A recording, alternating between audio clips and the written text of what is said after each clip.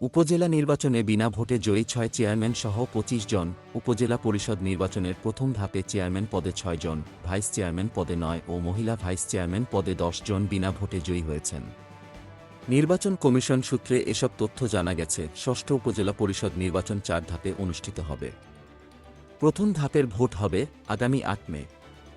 এর আগেই বিনা প্রতিদ্বন্দ্বিতায় জয়ী হলেন ২৫ জন। বাগেরহাট সদর, মুন্সিগঞ্জ সদর, মাদারীপুরের শিবচর ও ফেনীর পরশুরাম উপজেলা পরিষদের চেয়ারম্যান, ভাইস চেয়ারম্যান ও মহিলা ভাইস চেয়ারম্যান পদে সবাই বিনা প্রতিদ্বন্দ্বিতায় নির্বাচিত হয়েছেন। গাইবান্ধার সাঘাটা উপজেলা পরিষদের চেয়ারম্যান এবং নাটোরের সিংড়া উপজেলা পরিষদের চেয়ারম্যান পদেও বিনা ভোটে জয়ী হয়েছেন। এছাড়া বান্দরবানের রোয়াংছড়িতে চেয়ারম্যান পদে বিনা ভোটে জয়ী হয়েছেন, তবে এই উপজেলার ভোট স্থগিত ঘোষণা করা হয়েছে।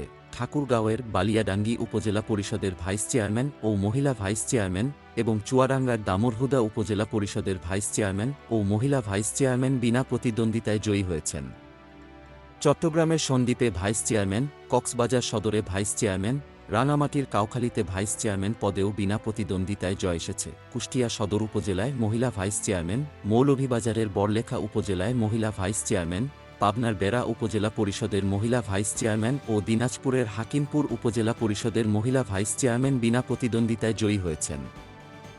গোলাম Mostafa, desk report, BE news.